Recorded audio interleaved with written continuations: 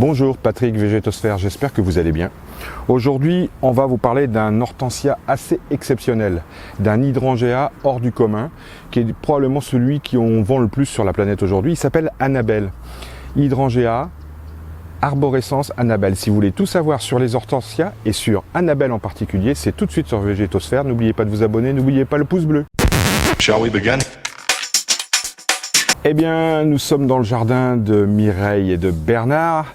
Et dans le jardin de Mireille et de Bernard, on est à l'orée de la forêt, là, dans une colline. Eh bien, on a un hortensia qui pousse dans des conditions un peu extraordinaires, parce que on peut pas dire que ce soit un endroit approprié. C'est caillouteux, c'est argileux. Alors, on a l'exposition, hein, c'est mi-ombre, mi-soleil, ça lui convient parfaitement. Et on va essayer de vous parler de Annabelle, hydrangea, arborescence Annabelle, genre, espèce, variété. Alors tout d'abord, une petite introduction sur les hortensias. Déjà, le terme hortensia, c'est spécifiquement français, hein, on n'utilise pas ce nom vernaculaire pour les autres. C'est un nom qui est essentiellement lié à un type d'hortensia, les hydrangea macrocéphala. Vous avez bien entendu, les hortensias, ce sont des hydrangea. Hydrangea, c'est bien le nom scientifique, le nom latin. Donc là, je vais vous poster la photo, hydrangea macrocéphala, et là, il y a toute une ribambelle de variétés. C'est un peu ce qu'on trouve en Bretagne, hein, un peu partout d'ailleurs. Les hortensias sont des plantes emblématiques de la Bretagne, c'est clair. Elles réclament une exposition mi-ombragée, mi-ensoleillée. Le plein soleil au sud, c'est pas trop leur truc. Le soleil en Bretagne, en Normandie ou dans toutes les autres régions de France, c'est tout à fait acceptable. Et ça réclame de l'acidité légère. On va dire que les plantes d'hydrangea, les plants d'hydrangea réclament une terre légèrement acide. C'est moins exigeant qu'un rhododendron, qu'un érable du Japon et toutes ces plantes dites de terre de bruyère. Cependant, au départ, pour les installer, il est préférable d'apporter un peu de terre de bruyère. Ça, c'est les deux conditions sine qua non. Présentation plus large des hortensias, des hydrangea. On va dire que on distingue les hydrangea par les différentes espèces. Tous sont hydrangea, on a plusieurs espèces, et dans les deux espèces qui mènent un peu, qui sont le gros de la cavalerie, on a les hydrangea macrocéphala, je remets la photo, et on a hydrangea paniculata.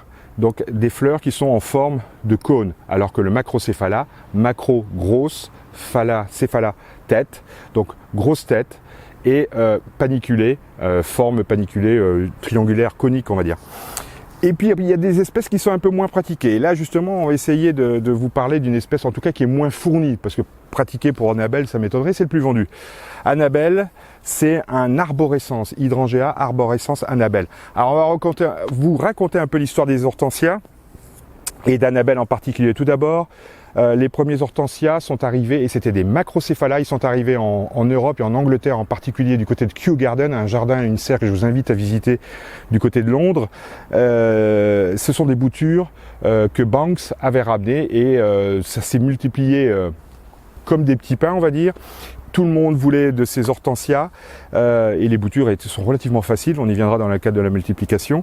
Et on appelait d'ailleurs cela la rose du Japon, parce que ceux-là sont originaires l'hydrangea macrocéphala est originaire plutôt du Japon et de l'Asie, alors que arborescence est plutôt Amérique du Nord. Globalement, Amérique du Nord et Asie sont les deux continents qui fournissent le plus grand nombre d'espèces sauvages, type d'hortensia, d'hydrangea. Alors, ça c'était pour le macrocéphala. On va maintenant s'attarder un peu sur Annabelle. Annabelle, mais d'où vient ce nom? On pourrait considérer que c'est un nom français, que c'est un hortensia qui a été créé, inventé, trouvé en France. Ah ben non, il vient des États-Unis, il vient d'Amérique du Nord, il vient de l'Illinois et il vient de la ville d'Anna. Les belles d'Anna, Annabelle. Eh bien, il a une histoire, et ça, je viens de la découvrir, c'est vraiment très intéressant. Ce sont des hortensias qui ont été découvertes par des jeunes filles à la fin du 19e siècle, à l'orée des bois, du côté de l'Illinois. Et elles ont ramené quelques plants dans les jardins, elles les ont multipliés, elles ont même essayé de les présenter à des pépiniéristes qui, à l'époque, ont dit que cette espèce n'était pas très intéressante du tout. Et à force d'être planté, multiplié un peu dans la ville d'Anna, Annabelle, les belles d'Anna, eh bien, au début du XXe siècle, du côté des années 1915, un professeur d'horticulture a relevé cette espèce dans un jardin public de la ville d'Anna. Il a essayé de le multiplier, et il s'est rendu compte que ça avait vraiment beaucoup d'intérêt. Comme il était professeur d'horticulture, il a dit il y a quelque chose à faire. Il a représenté un pépiniériste et il a proposé le nom Annabelle, Belle d'Anna. Et à partir de ce moment-là, l'histoire est partie over the world, hein, c'est littéralement, parce que là, ce fameux hortensia est devenu un incontournable de nos jardins. Annabelle est aujourd'hui vraiment quelque chose d'exceptionnel. Et justement, je vais vous en parler parce que je pense que le terme Annabelle restera longtemps. Mais hydrangea arborescens, un arbuste qui peut faire 1,20 m, 1,50 m à peu près, a un défaut majeur. C'est que quand il porte ces énormes inflorescences, ces énormes cimes composées de centaines de petites fleurs, il croule sous le poids de ces fleurs. Et l'eau, les averses, les orages, en général, l'affaissent vraiment de manière à ce qu'on s'en plaigne quelque part, alors que c'est quand même une plante extraordinaire. Et comme les États-Unis ne sont pas en reste, figurez-vous qu'ils nous en ont sorti un d'hortensia, en tout point comparable à Annabelle. Il s'appelle Incredible. Alors celui-là, il a un nom qui est pas très sympa, le faux Annabelle, mais alors en tout point comparable, sauf qu'il a une rigidité au niveau des tiges florales qui va lui permettre de tenir malgré la pluie, malgré le poids. Parfois, il n'y a pas besoin de pluie, il est tellement lourd au niveau d'une inflorescence que ces tiges n'arrivent pas à le porter.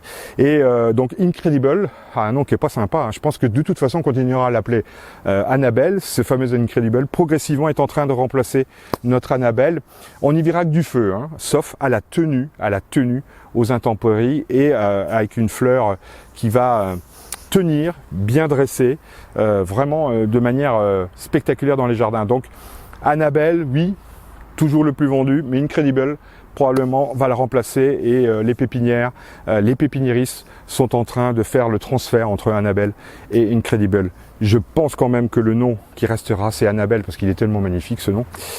Voilà pour la présentation d'Annabelle et un peu de son histoire, parce que parfois on n'a pas d'histoire à raconter sur une plante, mais là il y en avait une.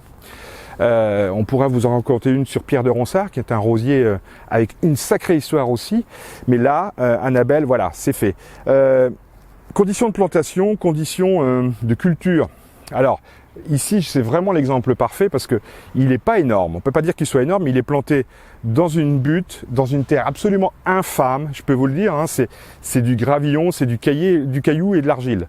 On lui a mis ce qu'il fallait en terre de bruyère au départ pour l'installer, et puis après, il s'est accommodé parfaitement de ce sol. Donc un trou de 40 sur 40, minimum.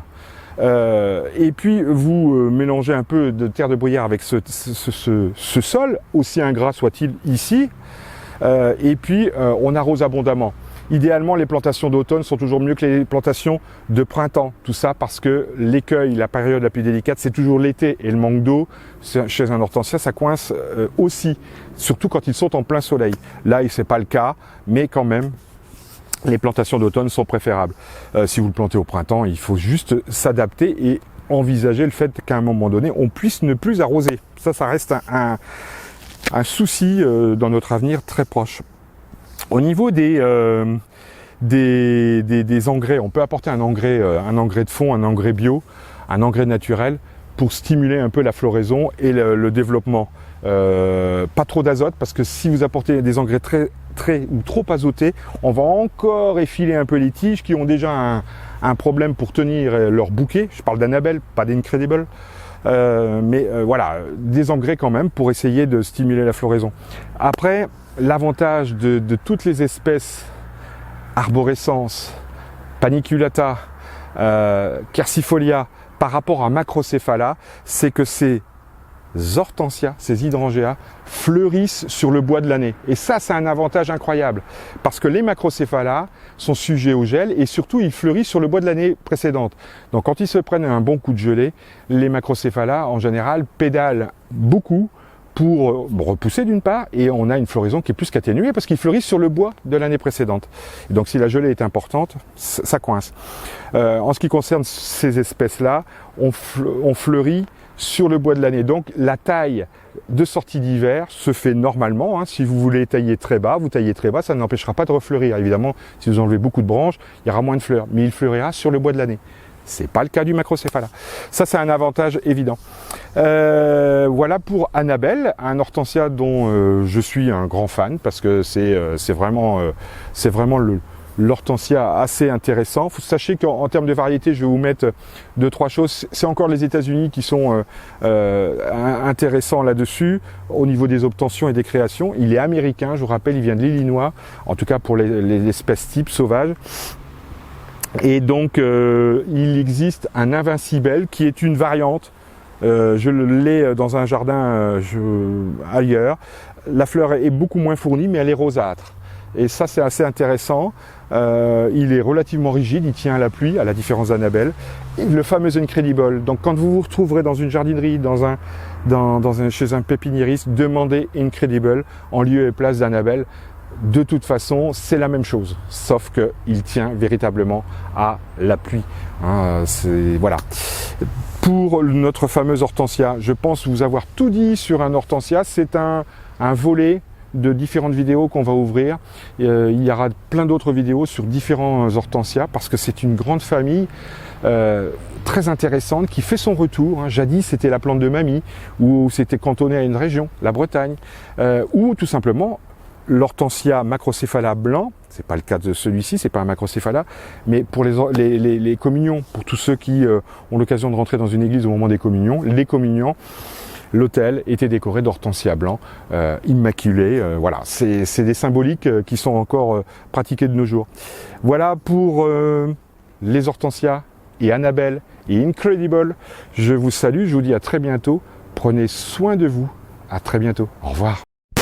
Shall we begin?